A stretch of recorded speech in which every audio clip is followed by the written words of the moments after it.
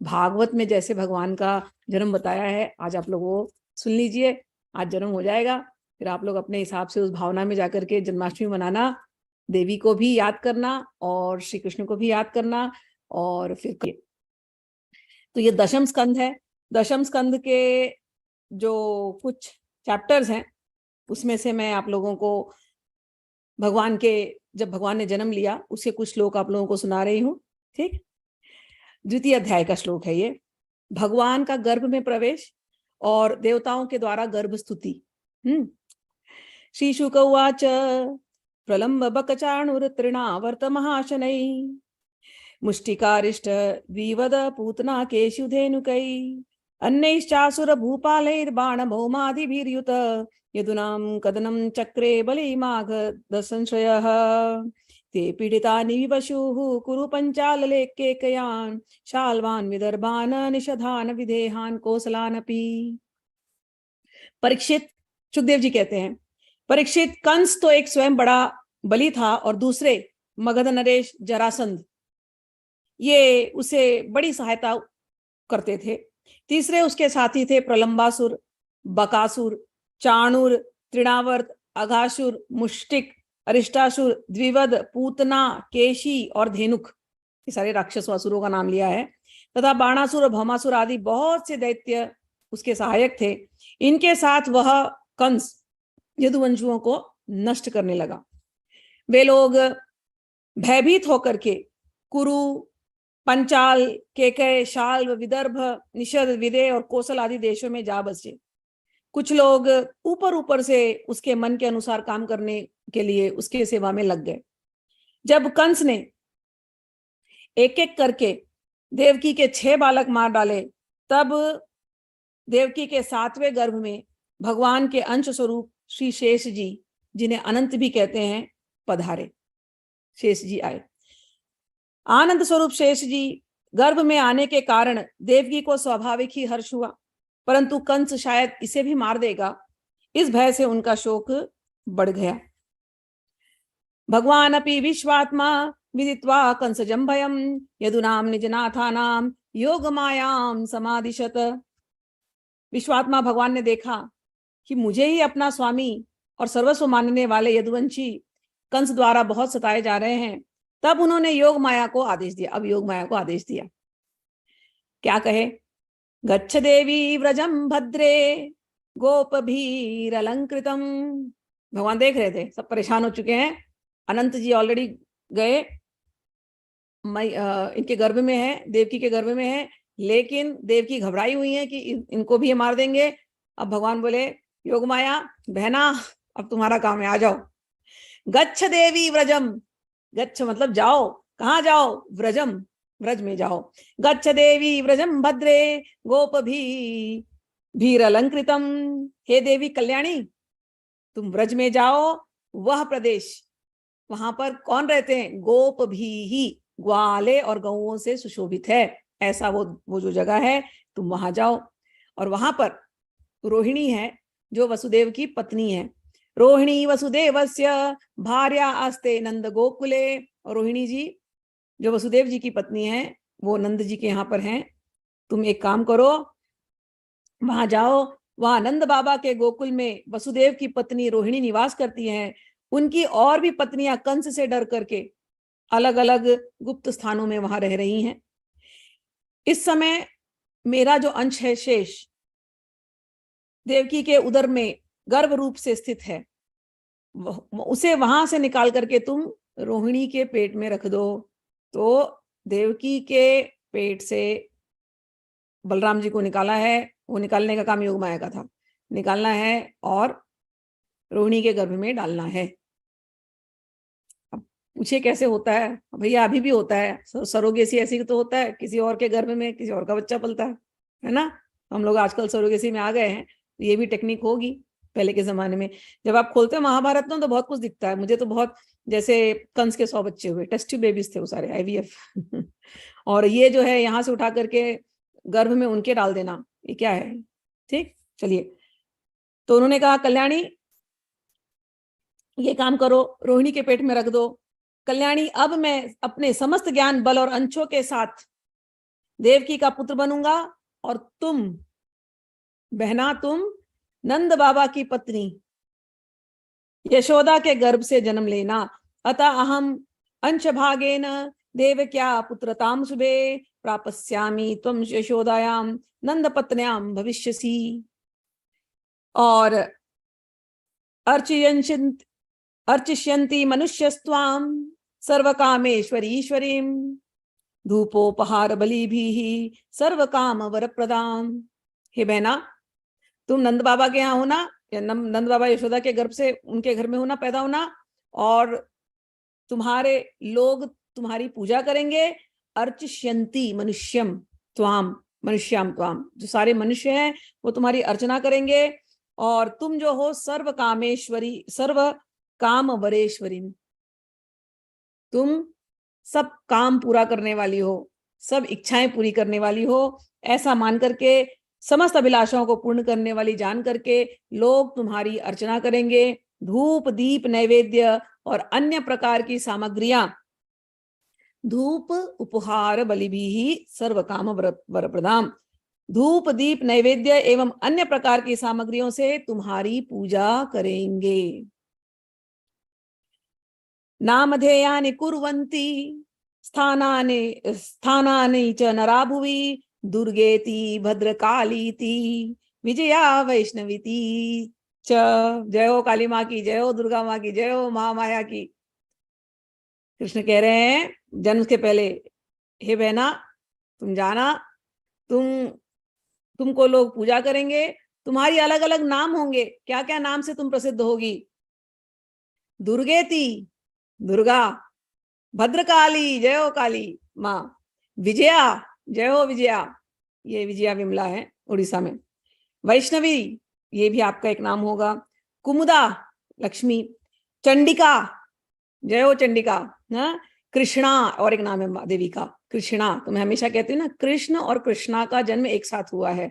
कृष्ण, हम लोग कृष्णा कृष्णा करते हैं, इंग्लिश में लिखा है KRSN ने, इसलिए हमारे मुंह से भी कृष्णा कृष्णा निकलता है, बट एक्चुअल में नाम है कृष्ण।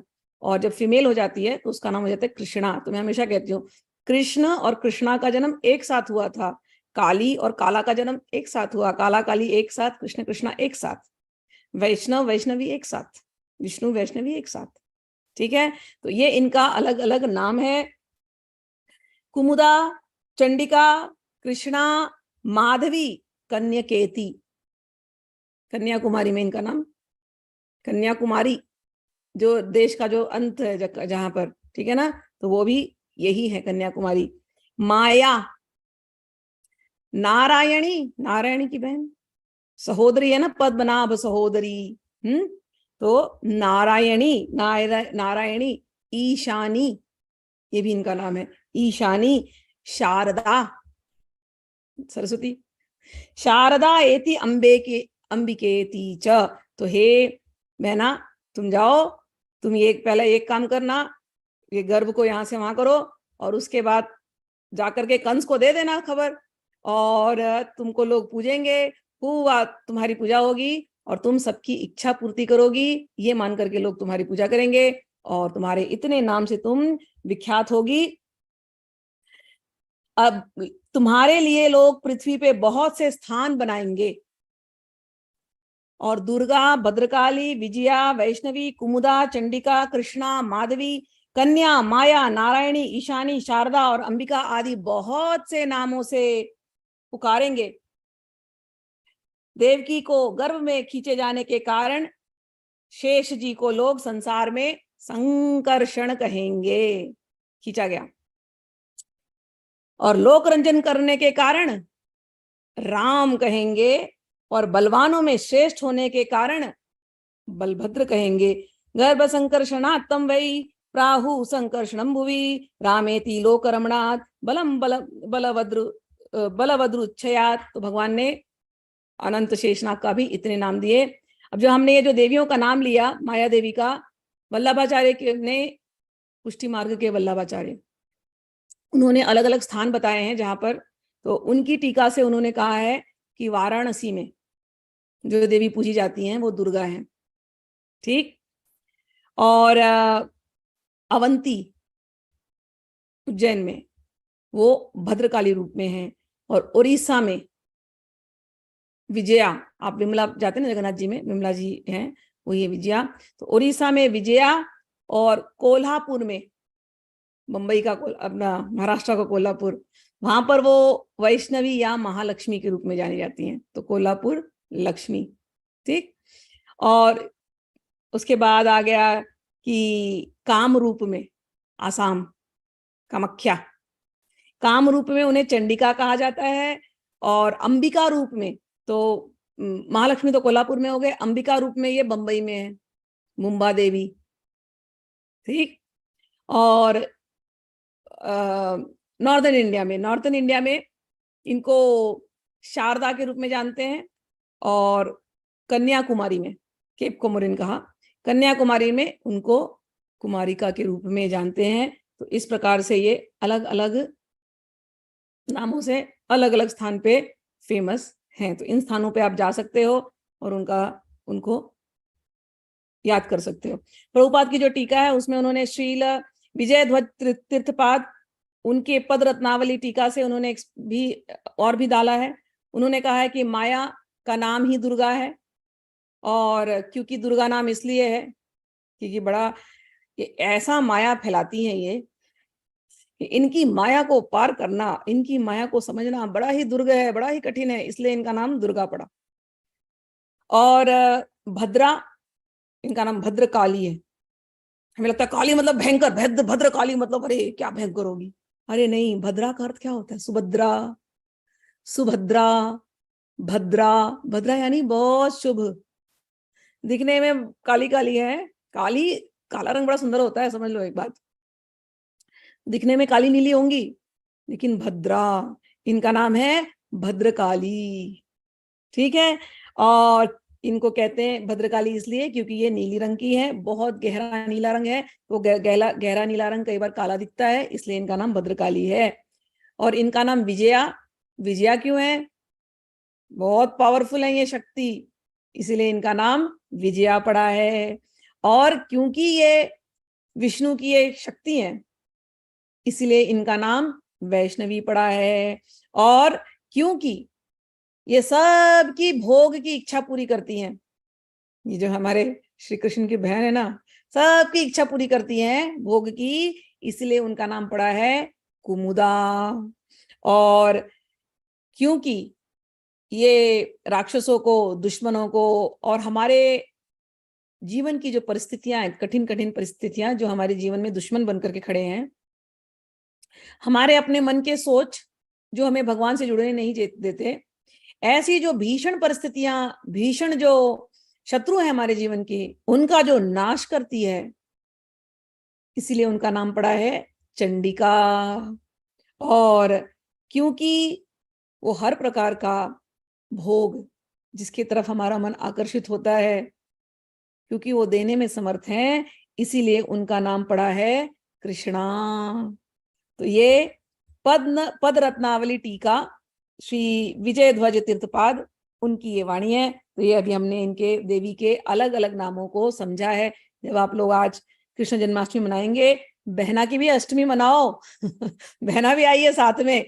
हुआ ये है कि कृष्ण, ऐसा माया फैला हुआ है ना कि कृष्ण भगवान तो हर जगह उनके बसता रहता है, लेकिन ये इनकी देवी की पूजा केवल देवी के भगत लोग करते हैं। तो आप लोगों को मैं आज याद दिला रही हूँ वापस श्रीमद् भागवत से कि दोनों साथ में आए हैं, दोनों ने एकदम मिली भगत करी है, दोनों ने फुल प्लानिंग करी है कैसे आना है, तुम पहले जाओ, तुम ये काम करना, फिर मैं आता हूँ।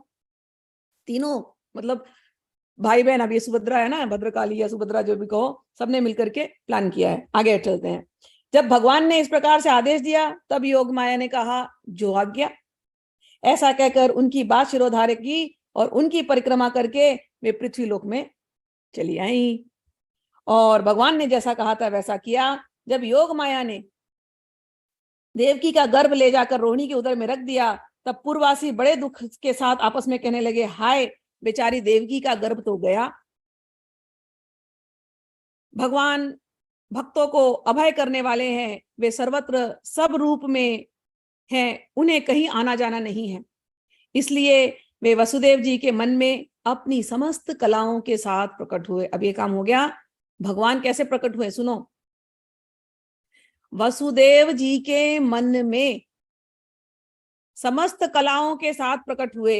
सविभ्रत पौरुषम, भगवान अपि विश्वात्मा भक्तानाम भयंकरः अविवेशांश भागेन मन आनक दुंदुभेः सविभ्रत पौरुषम धाम विराजमानो यथा रविः दुरासदो अति दुर्धर्षो भूतानां संबभूवः। उसमें विद्यमान रहने पर भी अपने को अव्यक्त से व्यक्त कर दिया। भगवान की ज्योति को धारण करने के कारण वसुदेव जी सूर्य समान तेजस्वी हो गए। उन्हें देख करके लोगों की आंखें चौंधिया जाती। कोई भी अपने बल, वाणी या प्रभाव से उन्हें दबा नहीं सकता था। भगवान के उस ज्योतिर्मय अंश को, जो जगत का परम मंगल करने वाला है, वसुदेव जी के द्वारा आधान किए जाने पर देवकी ने ग्रहण किया। जैसे पूर्व दिशा चंद्रदेव को धारण करती है, वैसे ही शुद्ध सत्व से संपन्न देवकी ने विशुद्ध मन से सर्वात्मा एवं आत्म स्वरूप भगवान को धारण किया। भगवान सारे जगत के निवास स्थान है। सुनो बात, देवकी उनका भी निवास स्थान बन गई। भगवान यहाँ पर एक्सप्लेन किया कि चंद्रमा सर्वत्र है, लेकिन भगवान श्री कृष्ण चंद्रमा जैसे हैं, आत्मस्वरूप सर्वत्र हैं, लेकिन उस क्षण में वो देवकी का निवास स्थान उन्होंने लिया। ठीक है, तो भगवान बाहर भी दिखाई दे रहे हैं, लेकिन देवकी के गर्भ में भी वो आए हैं। उनका तेज आया है। भगवान मतलब तेज के साथ। भगवान अपने तेज को वसुदेव में डाले और वो तेज जो है वो देवकी के अंदर भी गया है। लेकिन भगवान वैसे के वैसे ही हैं। चंद्र जैसे बाहर है, लेकिन दिखाई दे रहा है वृंदावन में, चंद्र जैसे बाहर है और दिखाई देता है कहीं और प्रदेश में। ऐसे ही भगवान हर तरफ है, लेकिन इस समय देवकी के घर में प्रवेश कर रहे हैं। आगे कहा, परंतु घड़े आदि के भीतर बंद किए हुए दीपक का और अपनी विद्या दूसरों को न देने वाले ज्ञान खल की श्रेष्ठ विद्या का प्रकाश जैसे चारों ओर नहीं फैलता, वैसे ही कंस के कारागार में बंद देवकी की भी उतनी शोभा नहीं हुई। देवकी के गर्भ में भगवान विराजमान हो गए थे। उसके मुख पर पवित्र मुस्कान थी और उसके शरीर की कांति से बंदी गृह जगमगाने लगा था। तब कंस ने उसे देखा। तब वह मन ही मन कहने लगा, अब की बार मेरे प्राणों के ग्राहक विष्णु ने इसके गर्भ में अवश्य ही प्रवेश किया, क्योंकि इसके पहले देवकी कभी ऐसी ना थी। अब इस विषय में शीघ्र से शीघ्र मुझे क्या करना चाहिए? देवकी को मारना तो ठीक ना होगा, क्योंकि वीर पुरुष स्वार्थवश अपने पराक्रम को कलंकित नहीं करते। एक तो यह स्त्री है, दूसरी बहन और तीसरी गर्भवती। इसको मारने से तो तत्काल ही मेरी कीर्ति लक्ष्मी आयु नष्ट हो जाएगी। वह मनुष्य तो जीवित रहने पर भी मरा हुआ ही है, जो अत्यंत क्रूरता का व्यवहार करता है। उसी के मृत्यु के बाद लोग उसे गाली देते हैं। इतना ही नहीं, वह देहाभिमानियों के योग्य घोर नरक में भी अवश्य जाता है। यद्यपि कंस देवकी को मार सकता था, किंतु स्वयं ही वह इस अत्यंत क्रूरता के विचार से निवृत्त हो गया। अब भगवान के प्रति दृढ़ वैर का भाव मन में गांठ कर उनके जन्म की प्रतीक्षा करने लगा। वह उठते बैठते, खाते पीते, सोते जागते, चलते फिरते सर्वदा ही श्री कृष्ण के चिंतन में लगा रहता। जो हम कहते हैं ना, भक्ति में 24 घंटे भगवान का ध्यान करो, भगवान का स्मरण करो। इसकी दशा ऐसी ही हो गई है, लेकिन इसकी दशा दुश्मनी से हुई है। 24 घंटे वो इनको याद कर रहा है। वो कहते हैं ना कि if you love me I will be in your heart, if you hate me I will be in your mind. तो कंस की दशा वैसी हो गई है कि वो भूल ही नहीं रहा है। तो हर पल वो कृष्ण कृष्ण कृष्ण कृष्ण कृष्ण कृष्ण कर रहा है और हर जगह कृष्ण को देख रहा है डर के मारे।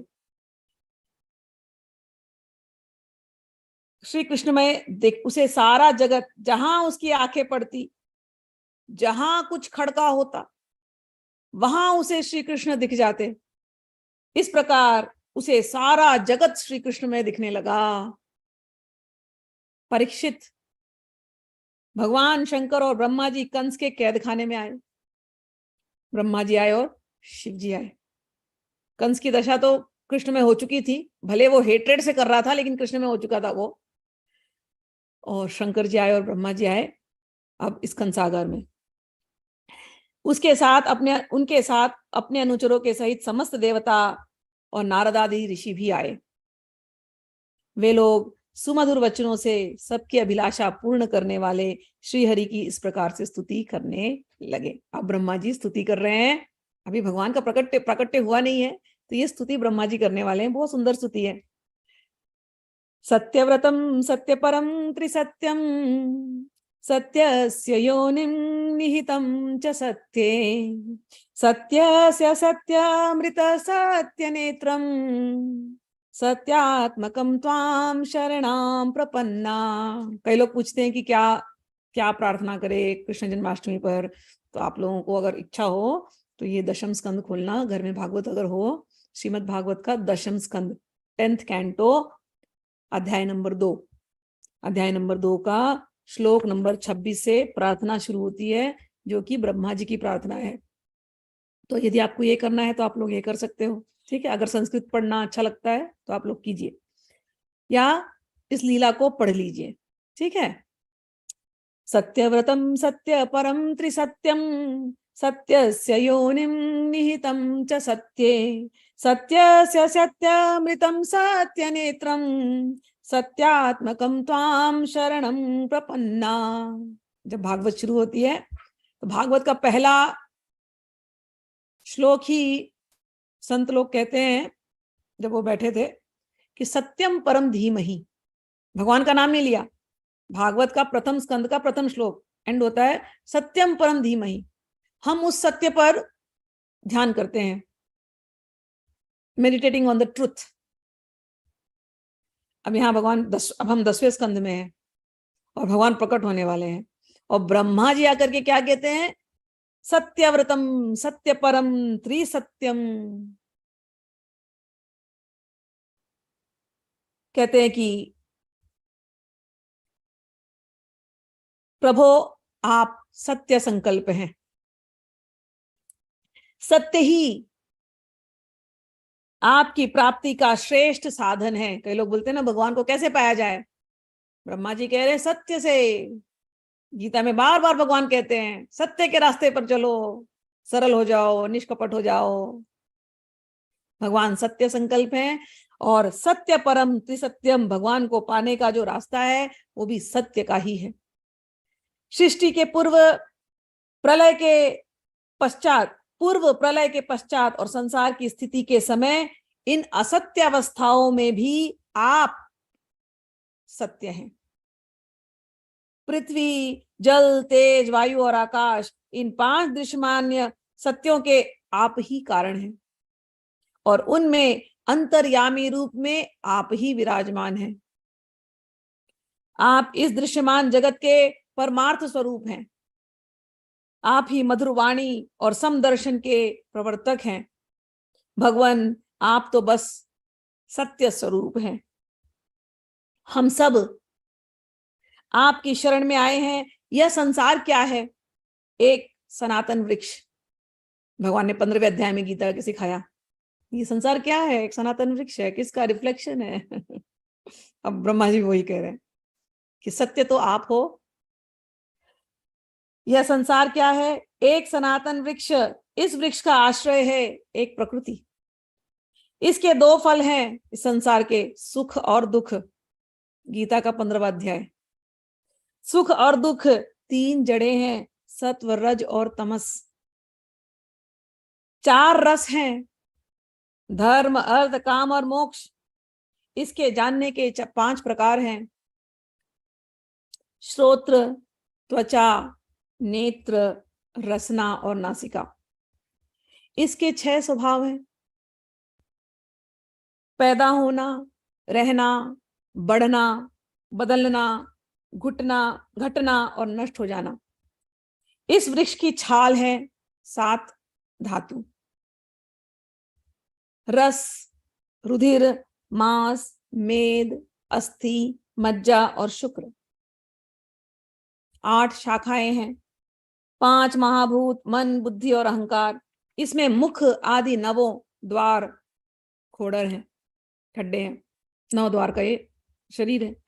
प्राण, अपान, व्यान, उदान, समान, नाग, कुर्म, कृकल, देवदत्त और धनंजय, ये 10 प्राण हैं। यही इसके 10 पत्ते हैं। ये जो वृक्ष का जो वर्णन हो रहा है, जो लोग मेरे साथ त्रिपुरा रहस्य पढ़ रहे हैं, मैंने आपको भावनोपनिषद सिखाया। भावनोपनिषद में बिल्कुल यही बातें कही हैं। अंतर इतना है, यहाँ ब्रह्मा जी कह रहे हैं ये वृक्ष रूपी है, ये शरीर या ये संसार। वहां कह रहे हैं कि ये श्रीयंत्र है। श्रीयंत्र यानी श्री चक्र, यानी कि ये देवी का ये धाम है, ये प्रकृति देवी का धाम है। और वो जो देवी का धाम ये शरीर है, उसमें यही सब चीजें मेंशन की गई हैं जो श्रीमद् भागवत में मेंशन की गई हैं। कोई अंतर नहीं है, समझ लो बातों को। ठीक, चलिए, ये 10 प्राण हैं, ये इसके 10 पत्ते हैं। इस संसार रूप वृक्ष पर 2 पक्षी हैं, एक जीव और ईश्वर। वही भगवान सिखा रहे हैं। इस संसार रूप वृक्ष की उत्पत्ति के आधार एकमात्र आप ही हैं। आप में ही इसका प्रलय होता है और आपके ही अनुग्रह से इसकी रक्षा भी होती है। जिनका चित्त आपकी माया से आवृत हो रहा है, इस सत्य को समझने की शक्ति खो बैठता है। वे ही उत्पत्ति, स्थिति और प्रलय करने वाले ब्रह्मादि देवताओं के को अनेक देखते हैं। सुन लो, हमको देवी देवताओं में भेद क्यों होता है? किसी ने मुझे प्रश्न किया कि उसके दिमाग में इतना भरा गया है कि तुमने अगर देवी की पूजा कर दी तो तुम बहुत सताए जाओगे, पता नहीं क्या क्या उल्टा पुल्टा उसने भरा। उसने उस स्टूडेंट ने मेरे लंबा छोड़ा ईमेल मुझे लिखा कि ऐसा ऐसा मुझे डरा दिया है। क्या बोल रहे हैं यहाँ पर ब्रह्मा जी? सुना देती हूँ फिर से, सुन लो। आप लोग जो सुन रहे हो, आप लोग कभी मत डरना। आपके मन में अगर किसी ने डर भेजा कि देवी देवताओं की पूजा करने से तुम्हारे को ये तकलीफ होगी, बिल्कुल मत डरना। ठीक, त्वमेक एवास्य सतः प्रसूतिस्, त्वं सन्निधानं त्वम् अनुग्रहश्च, त्वन्मायया संवृतचेतसत्त्वां पश्यन्ति नाना च विपश्चितो या। त्वन्मायया, तुम्हारी माया की वजह से लोग समझ नहीं पाते हैं। भगवान ने गीता में भी कहा है, मेरी माया बड़ी दैवी है, बड़ी गुणमयी है और मुझे छुपा करके रखती है, और लोग मुझे साधारण मनुष्य समझ लेते हैं। यहां पर ब्रह्मा जी भी वही कहते हैं कि जिनका चित्त आपकी माया से आवृत हो रहा है, मतलब ढका हुआ है, वे ही उत्पत्ति, स्थिति और प्रलय करने वाले ब्रह्मादि देवताओं को अनेक देखते हैं। भगवान ने चतुर्थ स्कंद में, जब हम जाएंगे तो अब देखोगे, भगवान ने आके स्पष्ट रूप से कहा है, मुझ में, शिव जी में, मेरी त्रिगुणात्मिका माया जिसकी वजह से मैं सृष्टि रचता हूं, और ब्रह्मा जी में कोई भी भेद करता है तो वो अज्ञानी है। ये भगवान के शब्द हैं, जाकर के ढूंढना। भागवत का चतुर्थ स्कंद, सती का जो आख्यान है, उसमें अंत में भगवान आकर के ये बात कहते हैं कि दक्ष, तुमने जिस तरह से शिव की निंदा करी थी, तुम्हारा यज्ञ तो पूरा होने वाला ही नहीं था। मेरी त्रिगुणात्मक का माया की निंदा करना और सोचना कि तुम्हारा यज्ञ, जप, तप सब सफल हो जाएगा, होने वाला नहीं है। अब सेम बात भगवान के प्रकट होने से पहले ब्रह्मा जी बोल रहे हैं। मार्क कर लो, जब कोई तुमको आर्ग्यू करे और तुमको नीचा दिखाने की कोशिश करे कि नहीं एक ही भक्ति ऊंची है बाकी सब बेकार है, उनको ही पढ़ाना उन्हीं के बुक से, श्रीमद् भागवत से दिखाना ये सारे श्लोक। मार्क कर लो, श्लोक नंबर 28, द्वितीय स्कंद, 10वां स्कंद, द्वितीय अध्याय, 2nd चैप्टर, श्लोक नंबर 28। क्या कह रहे हैं कि जिनका चित्त आपकी माया से आवृत हो रहा है, इस सत्य को समझने की शक्ति खो बैठता है, वो ही उत्पत्ति, स्थिति और प्रलय करने वाले ब्रह्मादि देवताओं को अनेक देखते हैं। तत्वज्ञानी पुरुष तो सबके रूप में केवल आपका ही दर्शन करते हैं। हम जब दर्शन करते हैं, श्री कृष्ण है, श्री कृष्ण की बहन है, ये इनका अलग नाम है। इनका नाम है माया, योग माया, वैष्णवी, काली, काली भी नहीं, भद्रकाली। भद्र का अर्थ है शुभ, शुभ काली, हम ऐसे दर्शन करते हैं। कुमुदा, लक्ष्मी, हम ऐसे दर्शन करते हैं। तो जहां श्री कृष्ण का जन्म है वहीं कृष्णा का जन्म है, जहां काली का जन्म है वहीं काला का जन्म है। ठीक है। आप ज्ञान स्वरूप आत्मा है, चराचर जगत के कल्याण के लिए ही अनेकों रूप धारण करते हैं। आपके वे रूप विशुद्ध अप्राकृत सत्वमय होते हैं और संत पुरुषों को बड़ा सुख देते हैं। साथ ही दुष्टों के लिए उनकी दुष्टता का दंड भी देते हैं, उनके लिए अमंगलमय भी होते हैं। आप ही हैं अलग अलग रूप में आए। कमल के समान कोमल अनुग्रह नेत्र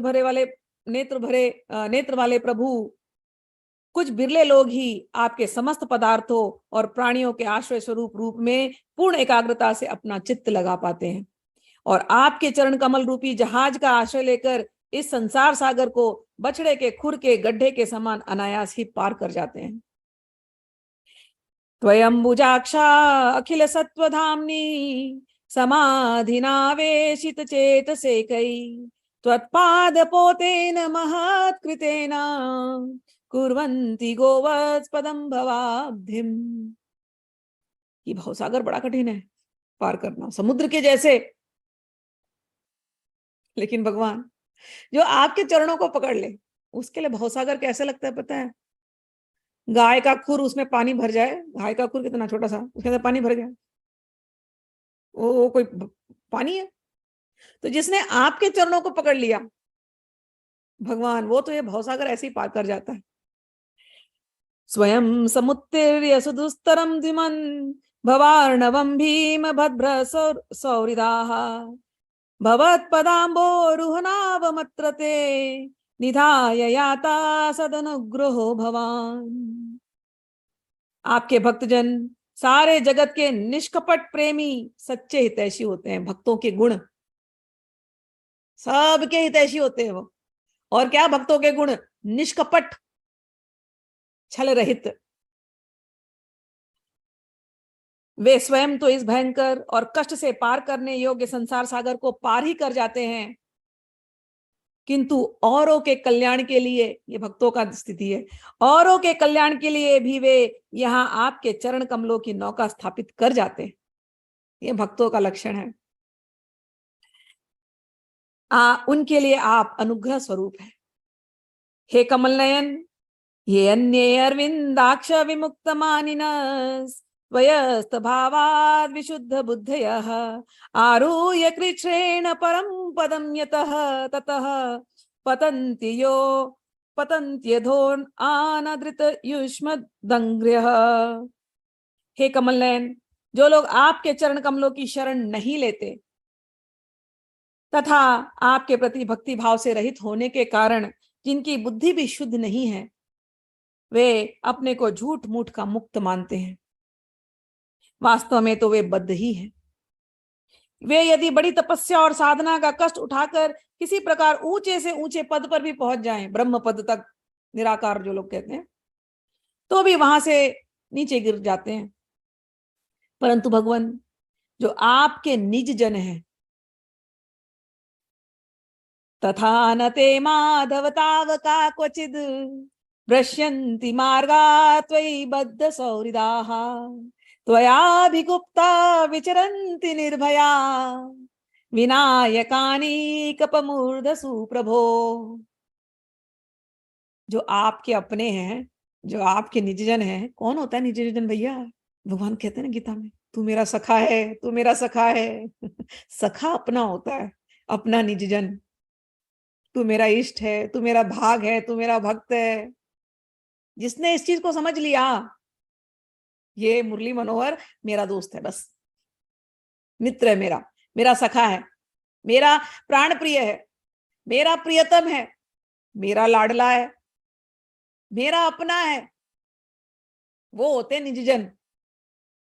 जो आपके अपने निजजन हैं, जिन्होंने आपके चरणों से अपनी सच्ची प्रीति जोड़ रखी है, वे कभी उन ज्ञान अभिमानियों के भांति अपने साधन मार्ग से गिरते नहीं, वो गिरेंगे नहीं।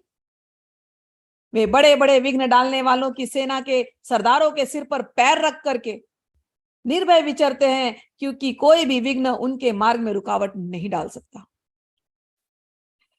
क्योंकि उनके रक्षक आप जो हैं, आप संसार की स्थिति के लिए समस्त देहधारियों को परम कल्याण प्रदान करने वाले विशुद्ध सत्व में, सचिदानंद में परम दिव्य मंगल विग्रह प्रकट करते हैं। उस रूप के प्रकट होने से ही आपके भक्त वेद, कर्मकांड, अष्टांग योग, तपस्या और समाधि के द्वारा आपकी आराधना करते हैं। बिना किसी आश्रय के वे किसकी आराधना करेंगे? आप आश्रय के लिए आते हैं। प्रभु, आप सबके विधाता हैं। यदि आपका यह विशुद्ध सत्व निज रूप स्वरूप ना हो, भगवान का निज स्वरूप सामने आए, प्रकट हो रहे हैं, हालांकि भगवान सर्वत्र हैं, जैसे वो चांद सर्वत्र दिखाई दे रहा है, लेकिन वो चांद देवकी के गर्भ से आएगा तो अपना हुआ ना। तो ऐसे कह रहे हैं कि आप प्रकट इसलिए होते हैं कि वेदों में लिखा गया इतनी सारी बातें भगवान के बारे में, कौन है ये भगवान भाई, प्रकट तो हो, दिखाओ तो आप प्रकट हो जाते हो। तो जब प्रकट हो जाते हो तो वो आपकी आराधना करने लग जाते हैं। तो यही कह रहे हैं ब्रह्मा जी कि आपके यदि आपका यह विशुद्ध सत्वमय निज स्वरूप न हो तो अज्ञान और उसके द्वारा होने वाले भेदभाव को नष्ट करने वाला अपरोक्ष ज्ञान ही किसी को न हो। जगत में दिखने वाले 3 गुण आपके हैं, सत्व रजस तमस, प्रकृति आप ही की है, अव्यक्त और व्यक्त प्रकृति। परंतु इन गुणों के प्रकाशक वृत्तियों से आपके स्वरूप केवल अनुमान, आपके स्वरूप का केवल अनुमान ही होता है, वास्तविक स्वरूप का साक्षात्कार नहीं होता। भगवान मन और वेद वाणी के द्वारा केवल आपके स्वरूप का अनुमान मात्र होता है, क्योंकि आप उनके द्वारा दृश्य नहीं, उनके साक्षी हैं। इसलिए आपके गुण, जन्म और कर्म आदि के द्वारा आपका नाम और रूप का निरूपण नहीं किया जा सकता। भगवान का जन्म बहुत दिव्य है, ठीक, फिर भी प्रभु आपके भक्तजन, सुनिए बात बहुत सुंदर कहते हैं, न नाम रूपे गुण जन्म कर्म भी निरूपितव्ये तव सतस्य साक्षिणः मनोवचोभ्याम अनुमेय वर्तमनो देव क्रियायां प्रतियंथता तथापि ही, कि आपको ऐसे तो बोला नहीं जा सकता, वाणी से कोई शब्द नहीं निकलते, आपके रूप को कैसे समझाया जाए, कैसे बताया जाए? आप तो मन वाणी सबसे परे हैं, फिर भी आपके लोग क्या करते हैं, आपको पकड़ते हैं, कैसे पकड़ते हैं? शृण्वन् गृणन् संस्मरन् चिन्तयन् नामानि रूपाणि च मंगलानि ते क्रियासु यस्त्वच्चरणारविन्द्यो आवेष्ट चेता न भवाय कल्पते।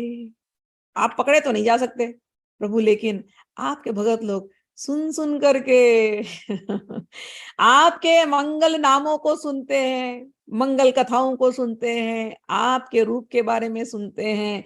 शृण्वन, सुनते, जो पुरुष हे प्रभु, आपके भक्तजन उपासना आदि क्रिया योगों द्वारा आपका साक्षात्कार तो करते ही हैं। जो पुरुष आपके मंगलमय नामों हरे कृष्ण कृष्ण कृष्ण हरे हरे, हरे राम राम राम हरे हरे, जय जय राम कृष्ण हरि, जय जय राम कृष्ण हरि, जय जय राम कृष्ण हरि।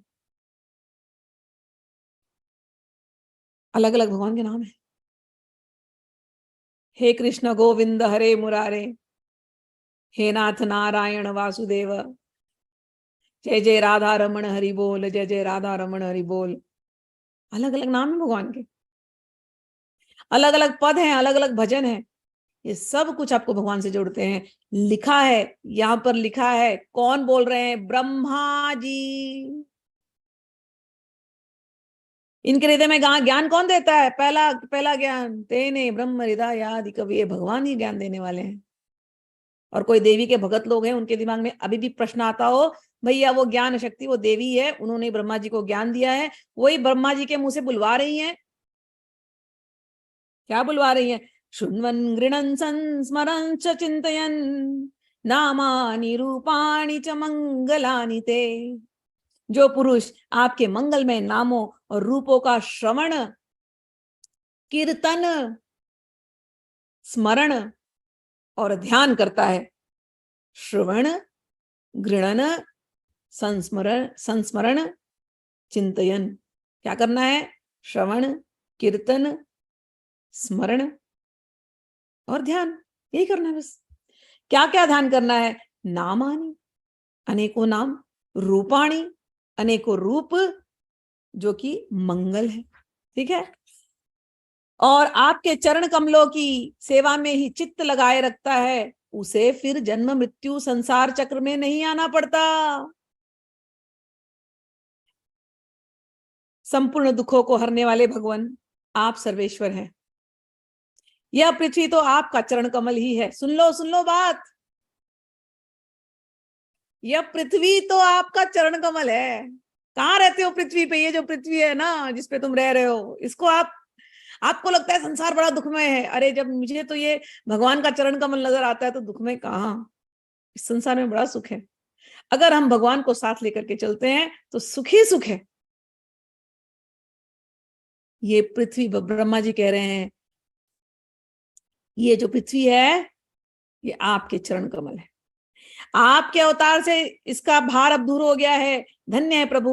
हमारे लिए यह बड़े सौभाग्य की बात है कि हम लोग आपके सुंदर सुंदर चिन्हों से युक्त, चरण कमलों द्वारा विभूषित पृथ्वी को देखेंगे और स्वर्गलोक को भी आपकी कृपा से कृतार्थ देखेंगे। भगवान आएंगे पृथ्वी पर। जाओ वृंदावन में, नंदगांव जाओ, बरसाना जाओ, रमण रेती जाओ, गोकुल जाओ, रावल जाओ, हर जगह लीला करिए भगवान ने। भगवान प्रकट हुए हैं, प्रकट धरती पर प्रकट हुए हैं। सोचते हो जिसको तुम ढूंढ रहे हो मूर्तियों के अंदर, मंदिरों के अंदर, जाओ वृंदावन में, वो दिखाई देगा।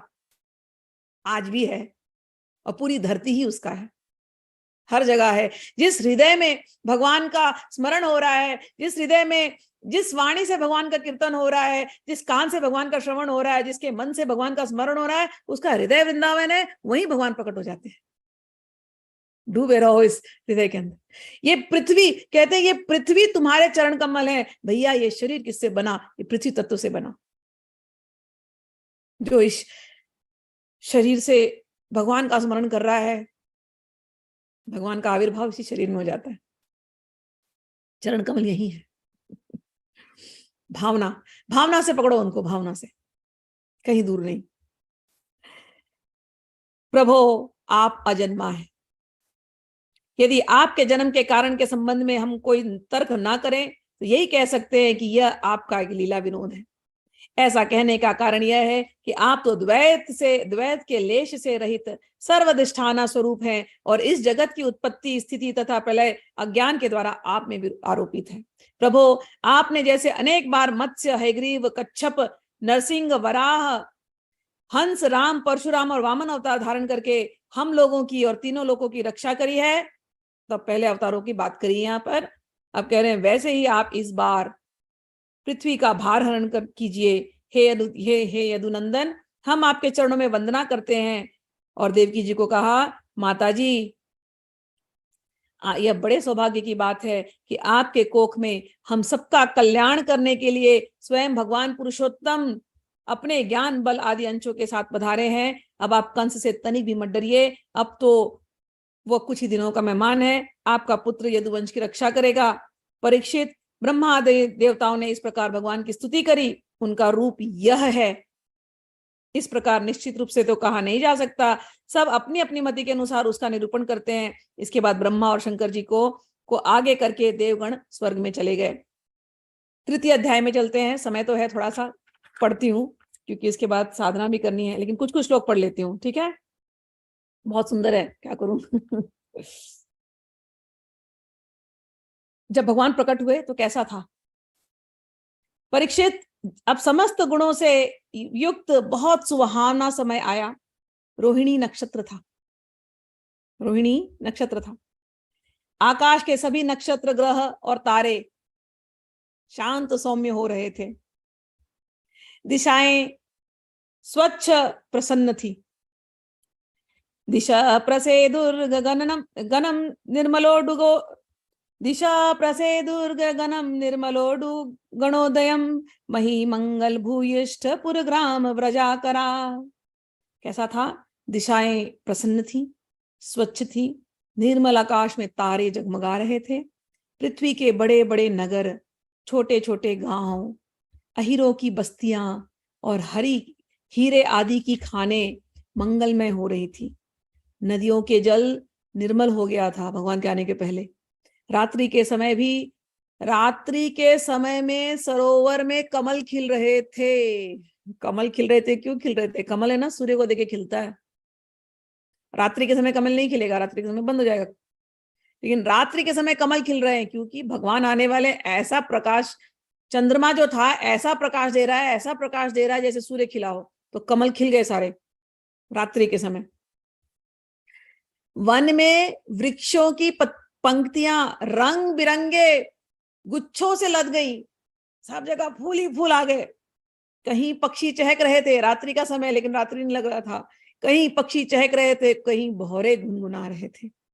उस समय परम पवित्र और शीतल मंद सुगंध वायु अपने स्पर्श से हवा बह रही थी, सबको सुख प्रदान करते हुए।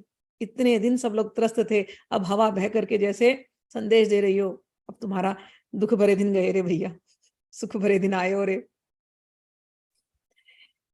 ब्राह्मणों के अग्निहोत्र की, ब्राह्मण अग्निहोत्र कर रहे हैं, ब्राह्मणों की अग्निहोत्र की कभी ना बुझने वाली अग्नियां जो कंस के अत्याचार से बुझ गई थी, वे इस समय अपने आप जल उठी।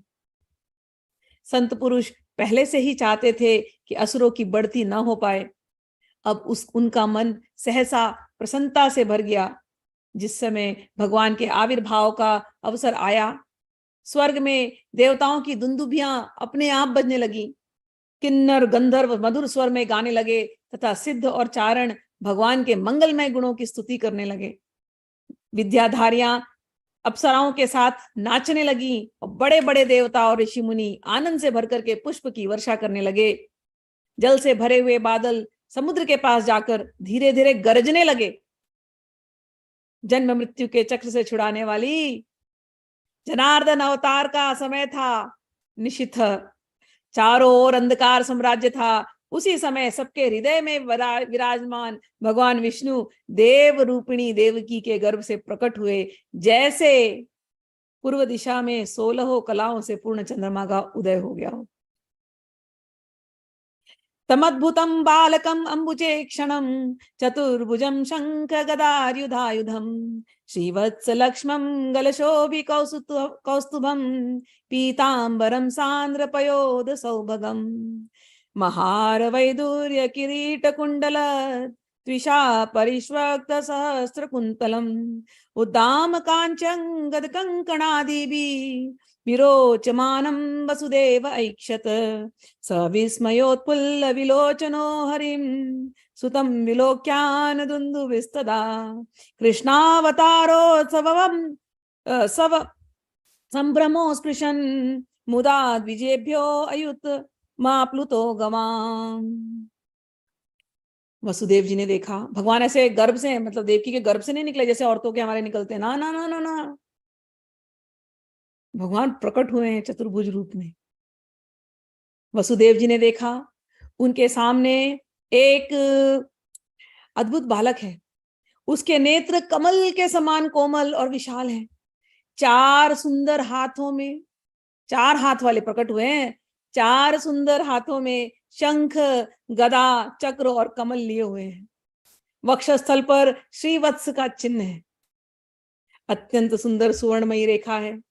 गले में कौस्तुभ मणि झलमला रही है। पूरे भगवान ऐसे प्रकट हुए हैं, बच्चे कैसे नहीं, समझ में आया ना। वर्षाकालीन मेघ के समान परम सुंदर श्यामल शरीर पर मनोहर पीतांबर झलक फहरा रहा है। बहुमूल्य वैदुर्य मणि किरीट और कुंडल की कांति से सुंदर सुंदर घंघराले बाल सूर्य की किरणों की तरह चमक रहे हैं। कमर में चमचमाती करधनी की लड़ियां लटक रही हैं। बाहों में बाजूबंद और कलाइयों में कंकण शोभायमान हो रहे हैं। इन सब आभूषणों से सुशोभित बालक के अंग अंग से अनोखी छटा छिटक रही है। जब वासुदेव जी ने देखा कि मेरे पुत्र के रूप में स्वयं भगवान आए हैं, तब पहले तो उन्हें असीम आश्चर्य हुआ, फिर आनंद से उनकी आंखें खिल उठी। उनका रोम रोम परमानंद में मगन हो गया। श्री कृष्ण का जन्मोत्सव मनाने की उतावली में उन्होंने उसी समय ब्राह्मणों के लिए 10,000 गायों का संकल्प कर दिया। परीक्षित, भगवान श्री कृष्ण अपनी अंग कांति से सूतिका गृह में जगमगा रहे थे, और जब वसुदेव जी का यह निश्चय हो गया कि ये तो परम पुरुष परमात्मा ही हैं, तब भगवान का प्रभाव जान लेने से उनका सारा भय जाता रहा। अपनी बुद्धि स्थिर करके उन्होंने भगवान के चरणों में अपना सिर झुका दिया और फिर हाथ जोड़ करके उनकी स्तुति करने लगे।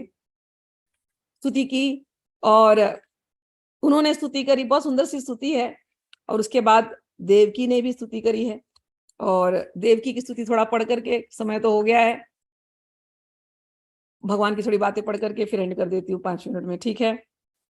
देवकी कहती है, रूपम यत्तत् प्राहुरवक्तम आद्यम ब्रह्म ज्योतिर्निर्गुणम निर्विकारम सत्ता मात्रम निर्विशेषम निरीहम स्वतम साक्षात् विष्णु अध्यात्म दीप स्वत्वं घोरादुग्रसेनात्मजान स्त्राहि त्रस्तान् भृत्य वित्रा सहासी रूपम चेदम पौरुषम ध्यान दृश्यम मां प्रत्यक्षम मां सदृशाम कृशिष्ठ। देवकी कहती हैं, प्रभो, वेदों ने आपके जिस रूप को अव्यक्त और सबका कारण बतलाया है, जो ब्रह्म ज्योति स्वरूप समस्त गुणों से रहित है और विकारहीन है, जैसे विशेषण रहित अनिर्वचनीय निष्क्रिय एवं केवल विशुद्ध सत्वों के रूप में कहा गया है, वही बुद्धि आदि के प्रकाशक विष्णु आप स्वयं हैं।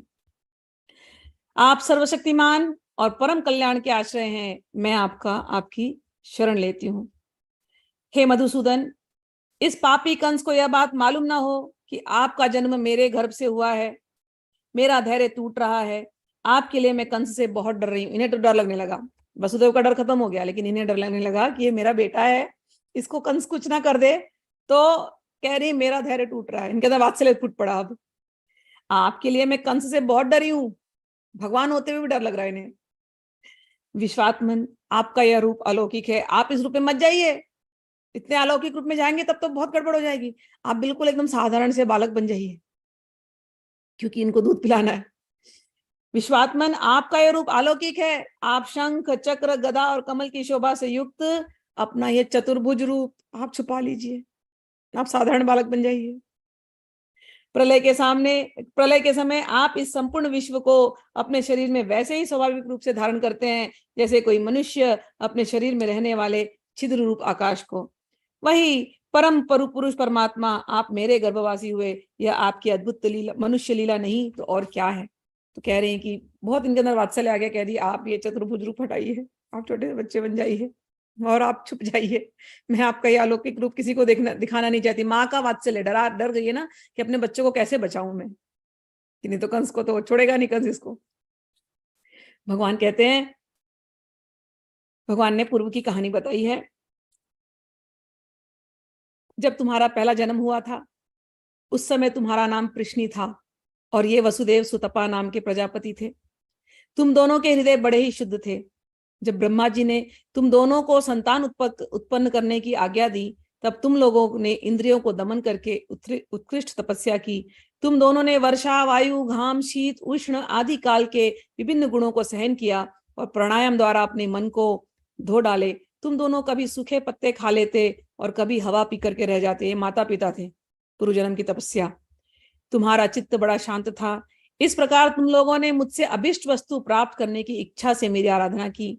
मुझ में चित्त लगाकर ऐसा परम दुष्कर और घोर तप करते करते देवताओं के 12,000 वर्ष बीत गए।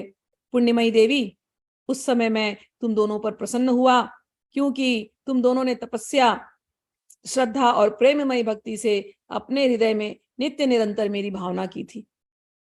उस समय तुम दोनों की अभिलाषा पूर्ण करने के लिए वर देने वालों का राजा मैं इसी रूप में तुम्हारे सामने प्रकट हुआ। जब मैंने कहा तुम्हारी जो इच्छा है मुझसे मांग लो, तब तुम दोनों ने मेरे जैसा पुत्र मांगा। उस समय तक विषय भोगों से तुम लोगों का कोई संबंध नहीं हुआ था, तुम्हारे कोई संतान भी न था। इसलिए मेरी माया से मोहित होकर तुम दोनों ने मुझसे मोक्ष नहीं मांगा। तुम्हें मेरे जैसा पुत्र होने का वर प्राप्त हो गया और मैं वहां से चला गया। अब सफल मनोरथ होकर तुम लोग विषयों का भोग करने लगे। मैंने देखा कि संसार में शील, स्वभाव, उदारता तथा अन्य गुणों में मेरे जैसा दूसरा कोई नहीं है, इसलिए मैं ही तुम दोनों का पुत्र हुआ और उस समय मैं पृश्निगर्भ के नाम से विख्यात हुआ। फिर दूसरे जन्म में तुम हुई अदिति और वासुदेव हुए कश्यप।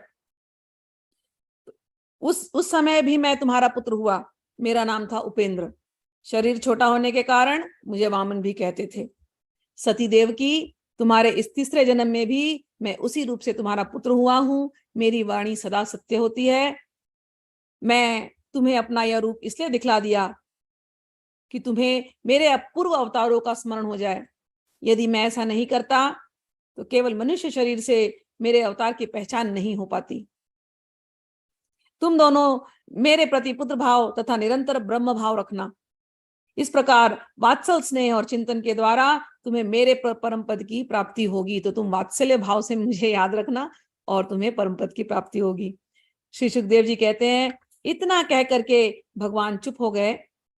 अब उन्होंने अपनी योग माया से माता पिता के देखते देखते तुरंत एक साधारण शिशु का रूप धारण कर लिया।